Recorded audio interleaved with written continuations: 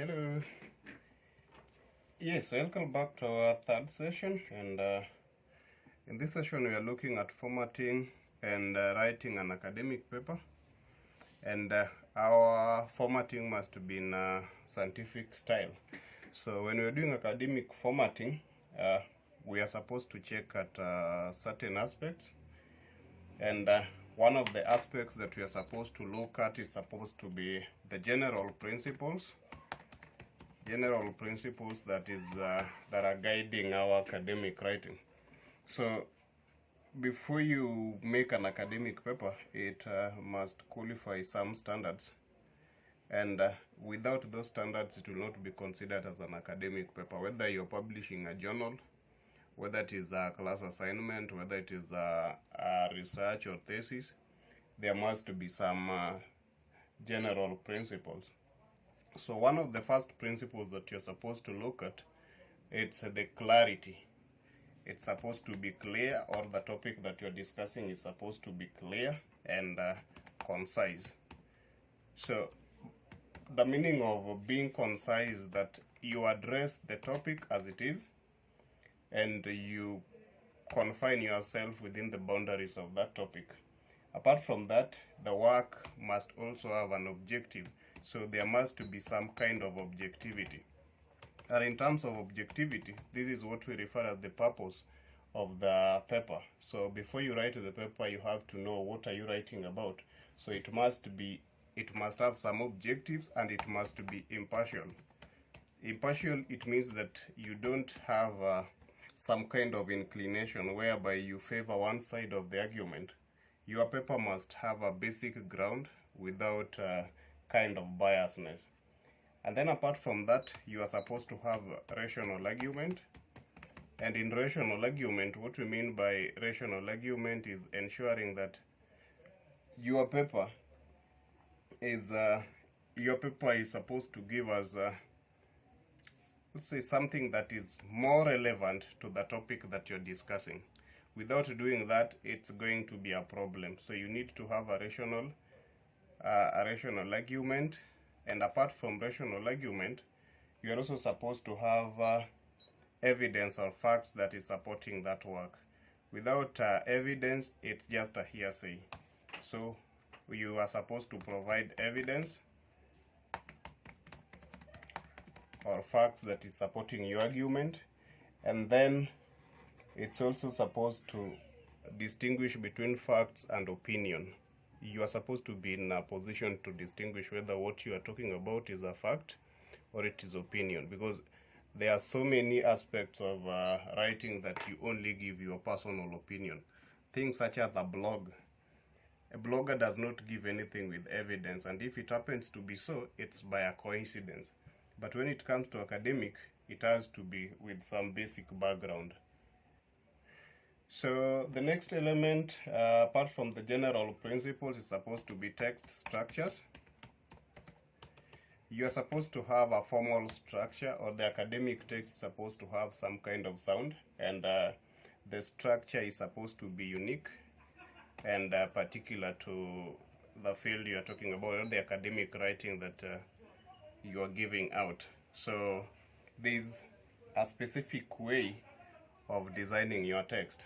So while designing your text, you must ensure that there is uniformity of your text, and the uniformity of the text means the coherence between the text, the paragraph, and the sentence.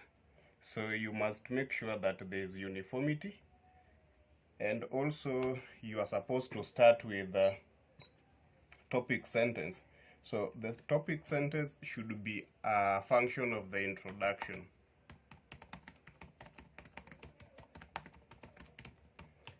You're supposed to make your topic sentence as a function of your introduction.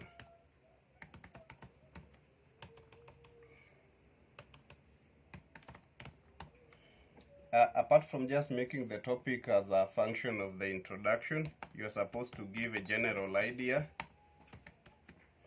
Give general idea of what is expected, or what the paper is supposed to do.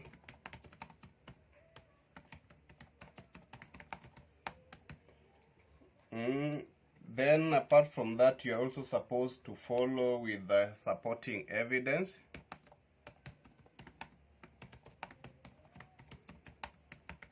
And when you talk about supporting evidence, what you're referring to is the research that you've done and things that you got from a credible source, such as a journal, things such as books and other publications. And apart from making the topic being the sentence, the function of the introduction, you're also supposed to ensure that there is coherence and cohesion. Though we've talked about this, but the coherence in this part is referring to that linkages between paragraphs or sentence. It's also supposed to be a clear flow. You're supposed to have a clear flow of the paragraph in line to the topic. So everything that you are doing, it's supposed to relate from the point of your topic, the introduction, and how you build your work. So before you start writing, you're supposed to think about how you are going to do your introduction and how they are going to flow. You must make sure that the paragraph 2 is always a development of paragraph 1. And also sentence 2 is a development of sentence 1 in that order. So anytime you are doing that, you must make sure that there is that line or there is that arrangement. The next thing apart from that, you are supposed to look at the organization of the text. So you are supposed to make a coherence by ensuring that the organization of the text are in line to the context of the paper. So without failure to check that, your paper will be just right. If you fail to check the context, and in context we refer to the topic itself. So you are always supposed to check on the topic, understand it, then highlight the points that will guide you throughout your writing. So the next part or the next principle is the grammatical issues. So while writing, we have to observe some aspect of the grammar, because everything that you're going to write, it is in English, and there are rules that are guiding how we do our writing in English. So all the grammatical issues must be observed. And the first thing that we are supposed to do, you are supposed to avoid long and complicated words or sentence. Avoid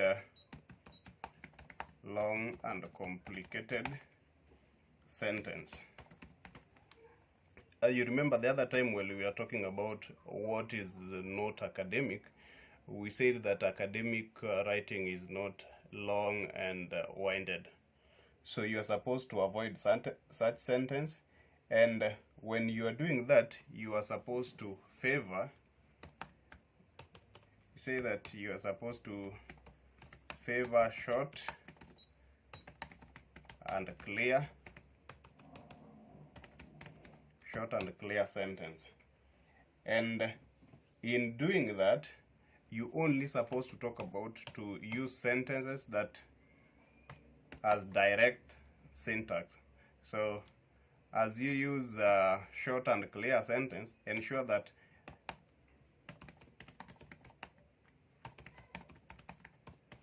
they have direct syntax.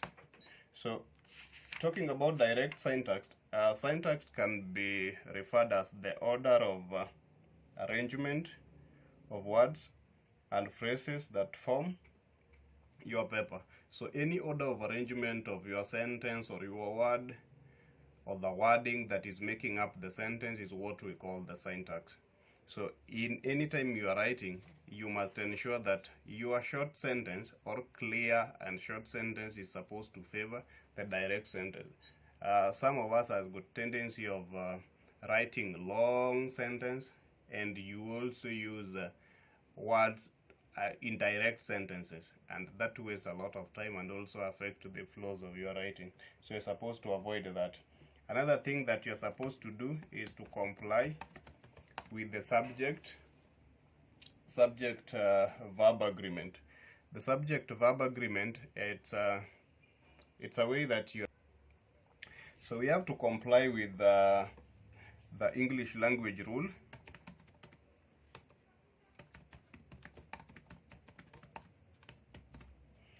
So the English language rule or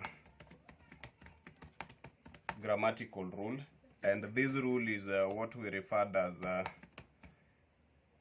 subject verb object, in that when you are constructing your sentence should always start with the subject, then the verb, and then it ends with the object. They're supposed to relate in that order. So this will always help in avoid ambiguity. So this helps you in avoiding ambiguity.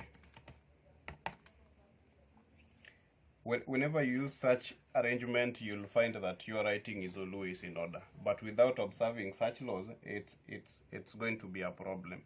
Then you are supposed to know what is this short sentence and what is long sentence. So the shortest sentence is supposed to be between 1 to 10 words, while the longest is supposed to be between 22 to 26 words. So in any case, there are scenarios whereby you cannot avoid the use of long sentence. You'll find that the short sentence, if they are used for a long time, or they follow each other with the short sentence, then it's not going to make meaning, or you'll find that your paper is boring. So it comes a point when where you are supposed to use a long sentence, but the only thing that you're supposed to do during your time of using a long sentence, it's that you are supposed to maintain clarity. When you maintain clarity, there is no problem with that. But when there is a point at which you can break or you are losing meaning, then you are supposed to avoid such long sentence. So apart from that, you are also supposed to check on the academic voice. So the academic voice here, we mean that always write in active voice. So when writing an active voice, use also third person. You are also supposed to use a third person voice, or make it impersonal. The use of impersonal means that what you are writing does not use the first pronouns, because academic writing is a formal or official writing. So when it is kind of formal in the sense that you are expressing yourself, or the first pronoun, cases where you are using I or we, they are kind of papers that you can write in that voice, but in most cases that is not allowed. So you are supposed to avoid such languages, or maybe such phrases that is putting your paper to be in passive form. So you are supposed to avoid passive voice. So to overcome this issue of active and passive voice, there are areas, or there are websites where we can check what is how to construct an active voice and a passive voice. One of the websites that we can get this is what we refer as Scrib. So if you check at this website Scrib, you'll find that the first thing we have is proofreading and editing. We have plagiarism check. We have citation tools. We have knowledge base. So if you look at the knowledge base, you'll find that there is a lot of resources that can help you know how to write. The knowledge base, first we have the researching. So you learn about research process, you learn about methodology, you learn about statistics. In writing, you learn the language, and the language rules. You learn the academic style, you learn the essays, research papers, then dissertation and thesis. So if you take your time and go through this website, scrib.co.uk, you'll be able to get more of the information of on academic writing than even what I've given you. What I'm giving out is something like a summary, but not fully. So if you get your own time, you can check and review what you've learned or maybe what you've gathered from this class. So from today, make this website be your friend. And I'm going to add another website that is going to guide you beyond this. So for the starting, have a look at this, revise it, and make it be your friend. You'll learn more things beyond what we've discussed. So apart from that, what also you are supposed to check, we are supposed to avoid contractions. So when we talk about contractions, in most cases or in normal conversation, we do make some kind of contraction. A contraction is using a shortcut or abbreviating word. So for example, if we say that, if we want to say cannot, then somebody might decide to shorten cannot into can't. So the word can't or shouldn't is not allowed in academic writing. You're supposed to write it in full as cannot, not can't. So avoid these contractions. Things like can't, shouldn't, avoid it in your writing. The second thing that you're supposed to do is when you're writing, you might come across some words or you'll be using some phrases that are known or can be abbreviated. So always avoid writing abbreviation in the first place. So what you're supposed to do is always write full phrase, always write full phrase, and then later on, after writing it, have the abbreviation on bracket, and then you can now put it the next time you are now writing or you want to talk about the same subject or the same word, you are now supposed to put in abbreviation. So for example, if we want to talk about something like World Trade Organization,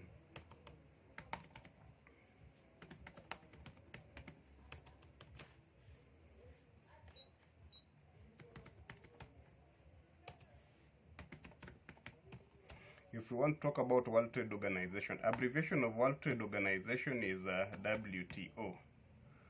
So if the first time we are mentioning World Trade Organization, you are not supposed to write WTO, but you're supposed to write at World Trade Organization, and then in bracket have its abbreviation to WTO.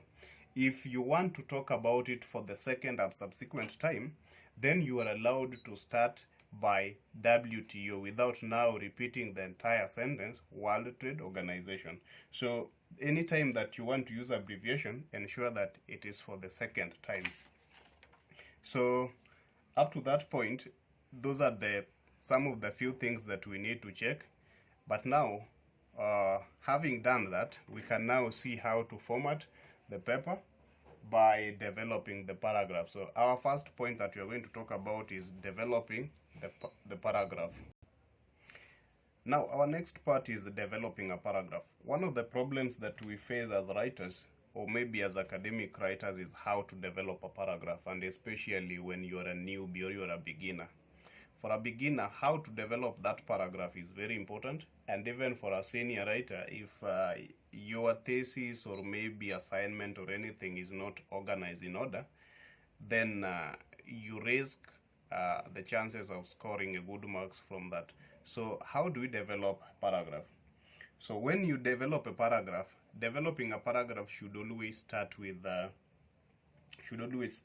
topic itself. So when you are developing paragraph, ensure that start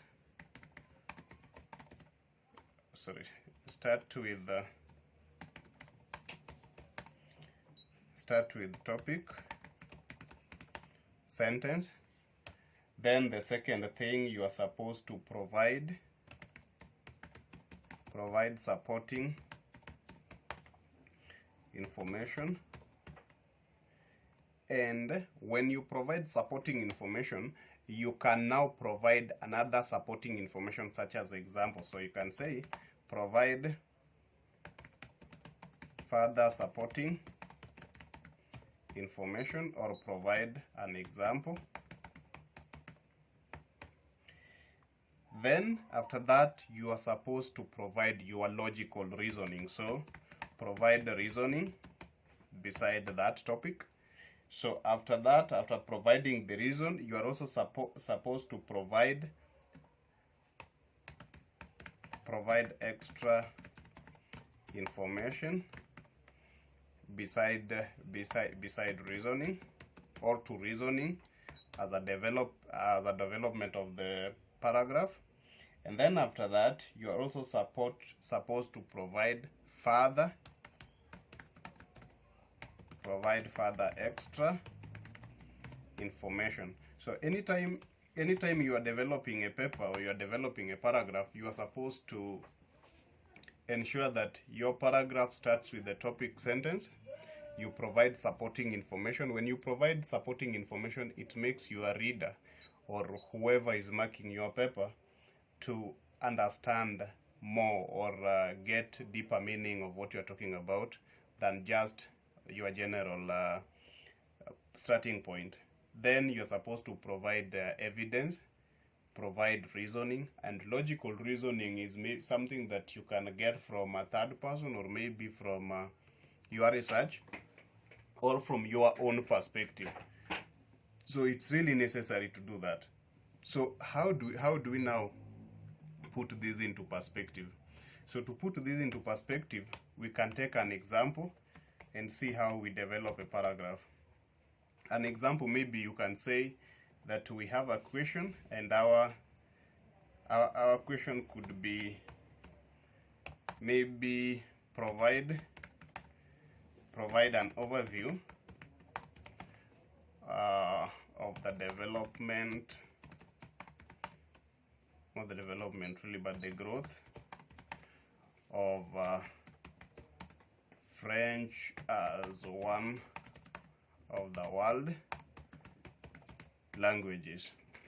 So if we are supposed to provide an overview of the growth of French as one of the world languages, it's maybe in the public domain, or most people believe that French is one of the top languages being spoken in the world. So you are supposed to start thinking, if you are going to tell somebody about French as a language, and probably why people are pursuing French as their third or maybe fourth language, then you are supposed to start with the topic as a sentence itself. And here the topic we have is the overview of growth of French as one of the world languages. When you start the sentence, it cannot be fully as it is in the question. So you can start thinking on how to restructure it by putting a general start point.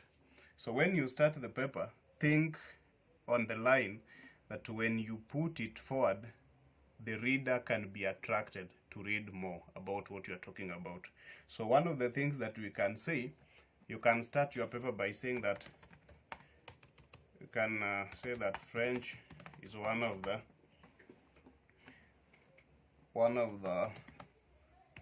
world's leading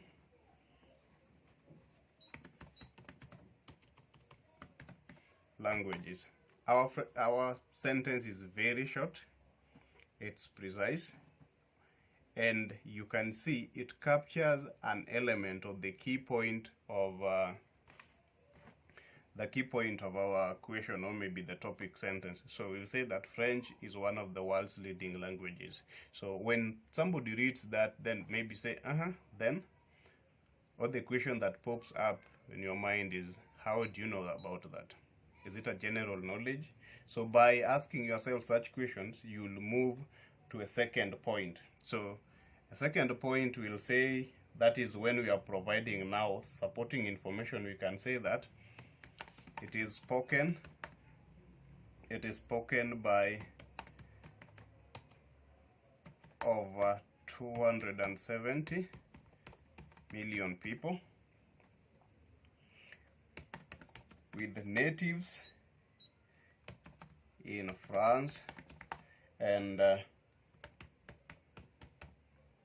foreign speakers cutting across the globe. So we've given a justification why it's one of the leading languages. By doing that, we've provided statistics.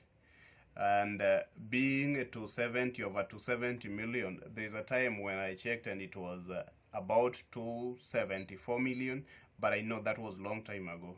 At the moment, it's beyond 300, or it's about 300 million. So my writing here, it's hypothetical, but at this level, you're supposed to cite. Where did you get that information? So you are supposed to cite, and because at this level we've not done how to do citation, we'll just leave it at that point, but then later on we'll see how to cite that word. So that is, we provide supporting information for that. So we are supposed to provide now the third thing, which is now the reasoning. So how do we do the reasoning? So the reasoning is supposed to be developed from that supporting information. So we can say that this is due to the growth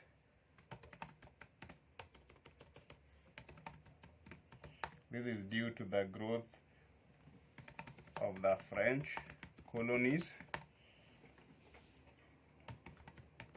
in other continents and within Europe. In other continents and within Europe. So we've just indicated why there are so many people now speaking French. It's not because it's just spoken from France, but it's because there are other countries, other colonies that are using French as their national languages, and these are countries mostly that were colonized by France. So apart from that, we are also supposed to provide extra information. So we can say that it's also widely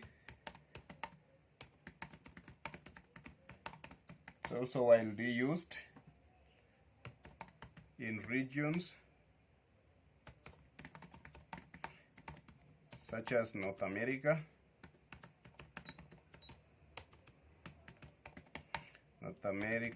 Canada,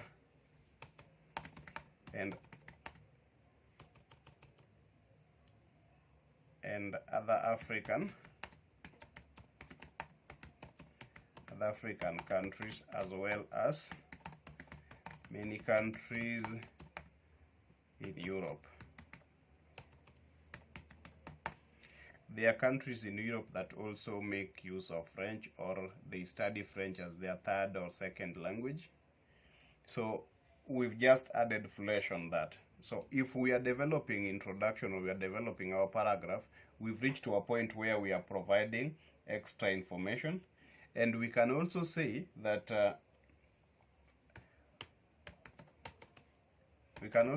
French has also gained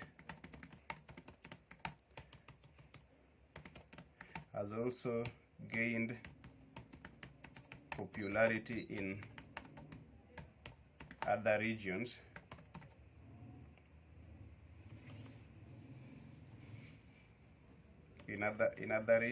or countries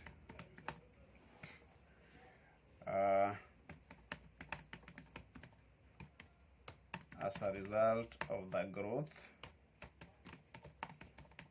in their entertainment industry. For example, you'll find that in Africa or in other countries, there are countries that are using French in publications such as newspapers, radio stations, and even in music. For example, most of francophone countries in Africa, such as Congo, they are most of them are using French in their music. The same in Canada, there is a significant number of people using the same language. If you go to North America, it's the same. So you can also add extra information which might now close the paragraph, and we can say that French is a francophone. It's a francophone language.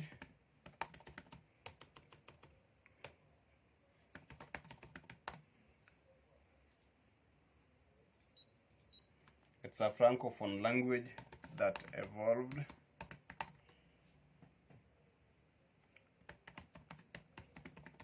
from Romance.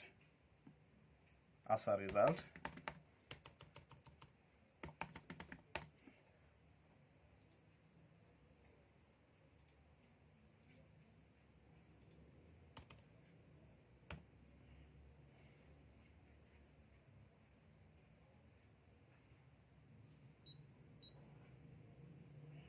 so you can say that as a result is that evolved from, maybe you can use a specific term, because we're not doing a research. I'm just trying to reflect probably what maybe I talked about some times back.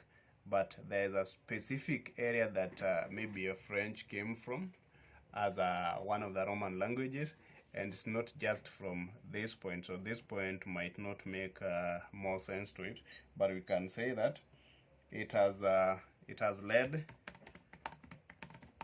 to the emergence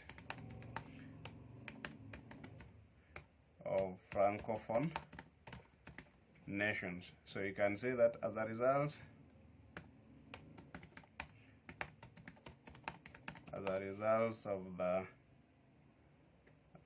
of its growth, it has led to the emergence of francophone nations across the world. So if you are supposed to develop one paragraph, then you'll realize that this was just an introduction. So if you'll talk about it further, depending on the number of pages or maybe the size of the paper or number of words that is required, then you are supposed to expand it by now starting developing the body. So before we start on how to develop the body, let us reflect on what we talked about last time. The basic format of academic paper. The basic format of academic paper, we say that it is introduction, it's the body, and then it's conclusion. So a page in academic paper, one page is supposed to be between 275 to 300 words. So if we are supposed to write one page, how do we spread the 300 or 275 words across the three sections? So always, if you are doing that, if for example you are writing a one page and the one page is 300, you assume that it is 300 words, then always allocate 10% to introduction. After allocating 10% to introduction, if it is 300, it means that your introduction is going to be about 30 words. Then allocate the body 80%, because this is where we are going to talk much about our research topic. Then give conclusion 10%. So if you have that arrangement, your paper will meet the standard qualification. So the body, the 80% will be enough to discuss the topic, 10% will be enough to introduce your topic, and then 10% of the conclusion will be enough to link between the introduction and the body. So that is what you are supposed to do, or how you are supposed to calculate the number of words that you are giving each and every section. So the last thing that we are supposed to look at, let us look at how we develop introduction. Now, when writing introduction, different people have different approaches. There is no specific or the standard pattern for writing introduction. An introduction depends on how you understand the question and what you are supposed to write on it. But when writing an introduction, what you are supposed to do, despite the approach you are going to take, always start with a general introduction as the first sentence. So let's say that start with the general sentence. That general sentence means that you are giving something which is interesting and can attract the reader. In that case, it must not be referenced, because you are not supposed to start by the third person. But in other cases you can do, but the most recommended way is to start with the general point of view, so that you narrow down as you go. So after providing a general sentence, that general sentence should not be vague. It should not be vague. So it should be general sentence but concise. It's not supposed to be vague. So always make sure that it is precise. Apart from that, there are things that you're supposed to include in your introduction, so that you make it easier for the reader to understand what you're talking about. So one element that you're also supposed to check on is defining the topic or key terms.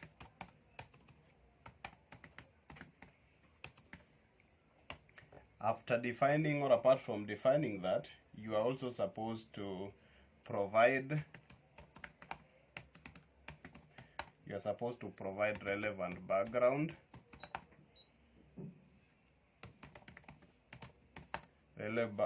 relevant background information, and then the last part of it, you are supposed to state the purpose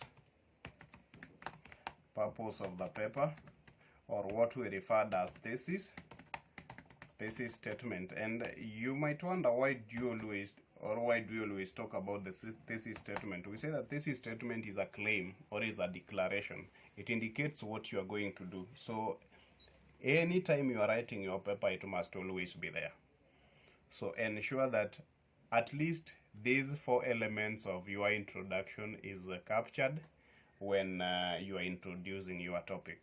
So up to that level, we are going to stop at that point, and then advance this with now formatting styles, and those will be the standards, the likes of APA and MLA going forward in our next session. So up to this point, we'll have to stop. And I say thank you, and thank you for your time. Until we meet again next time.